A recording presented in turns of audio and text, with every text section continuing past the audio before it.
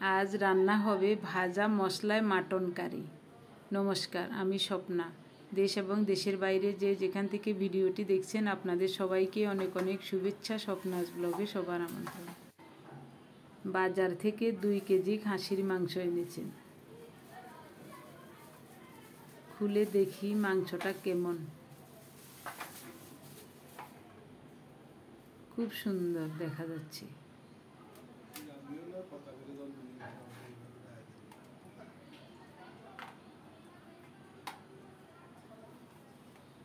বড় বড় পিস করে নিয়ে আসছে, তো আমি এখন এগুলো অর্ধেকটা রান্না করব, ছোট ছোট পিস করে নেব। অর্ধেক মাংস বেছে ধুয়ে নিয়েছি, এখন ছোট ছোট করে কেটে নিচ্ছি।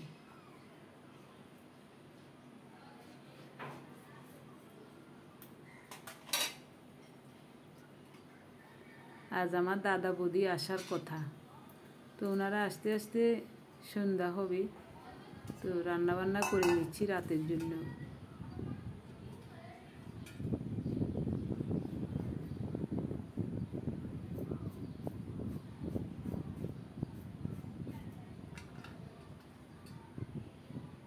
রুই মাছ রান্না করব পটল দিয়ে। মটর ডাল আর মাংস।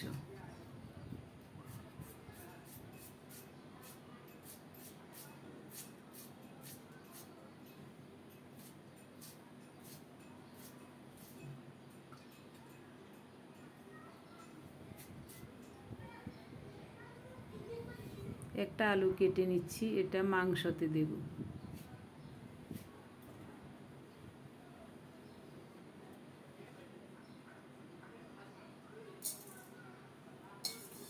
ধনিয়ার সাথে গোলমরিচ দিয়ে দিলাম 10-12টা।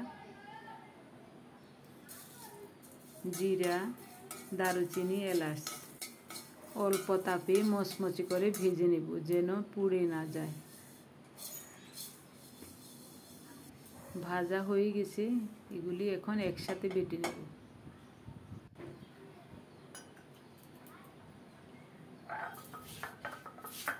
সাথে আদা, রসুন এগুলিও বেটে নেব।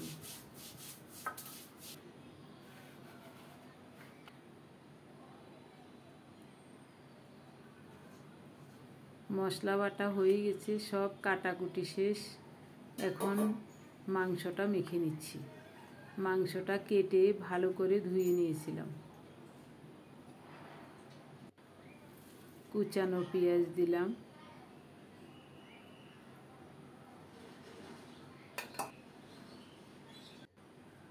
দুইটা টমেটো কেটে রেখেছিলাম, অর্ধেকের বেশি দিয়ে দিলাম। আদা, রসুন আর ধনিয়া, জিরা, দারুচিনি, এলাচ, গোলমরিচ একসাথে বাটা। স্বাদ মতো লবণ,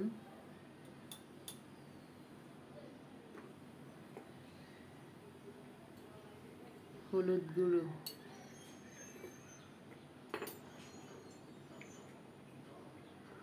গুঁড়ো মরিচ,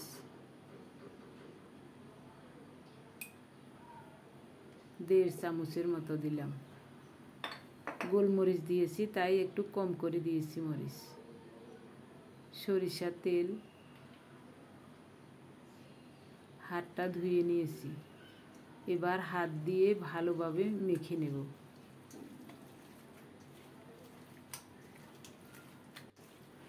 মাংসটা ভালোভাবে মেখে কিছুক্ষণ ঢাকা দিয়ে রেখে দেব।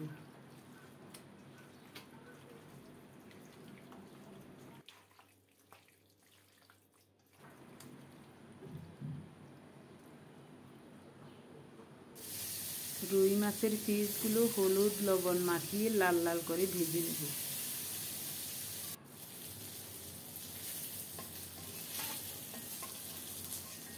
শুধু রাতের জন্য রান্না করছি। গতকালের সব তরকারির কিছু অংশ রয়ে গেছে, ওইটা দিয়ে আমাদের দুপুরে খাওয়া হবে।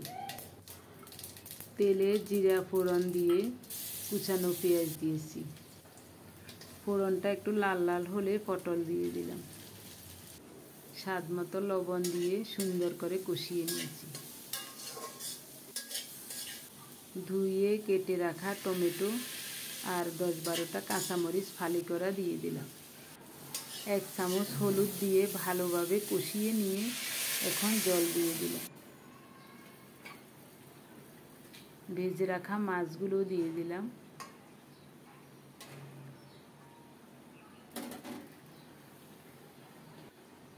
অল্প তাপে কিছুক্ষণ ঢেকে রান্না করেছি। রান্নাটা হয়ে গেছে, এখন নামাবো।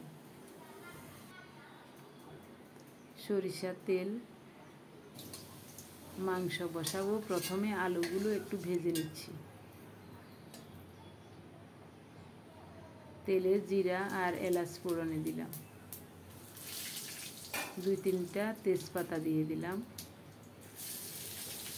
কুচানো পেঁয়াজ,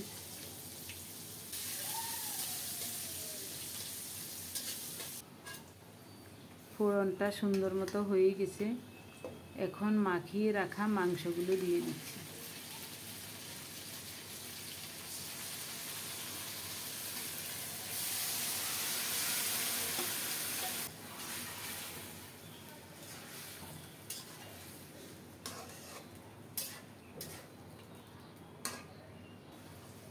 বাটিটা ধুয়ে সামান্য একটু জল দিলাম। এবার অল্প তাপে ঢেকে ঢেকে ভালোভাবে কষিয়ে নেব। অনেকক্ষণ পর্যন্ত অল্প তাপে ঢেকে ঢেকে সুন্দর করে কষিয়ে নিয়েছি। কষানো হয়ে গেছে, এখন ভেজে রাখা আলুটা দিয়ে দিলাম।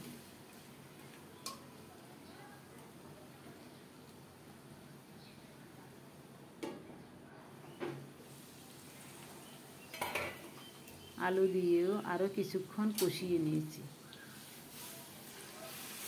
এখন একেবারে টকবগে ফুটানো জল দিয়ে দিলাম।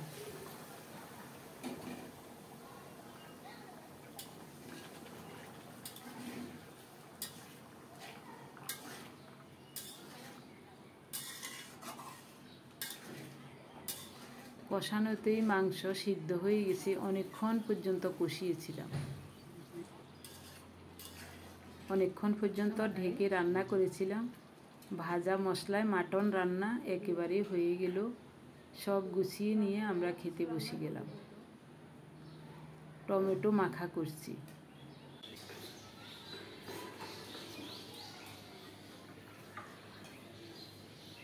গরমে টমেটো মাখা কি যে দারুণ খেতে।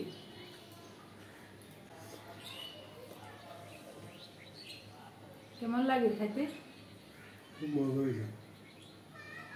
টমেটো চাটনি আর কিছু লাগে না।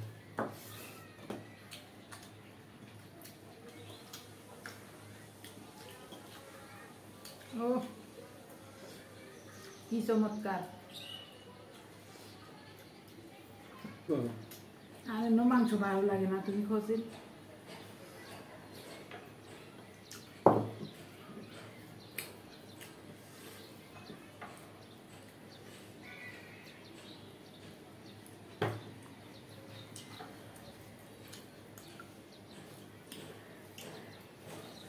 মটরের ডালটা দারুণ হয়েছে। এটা হলো কুষ্টিয়ার বিখ্যাত মটর ডাল। আর গতকালের ইলিশ মাছ। কেমন হয়েছে বলো? খুব ভালো হয়েছে।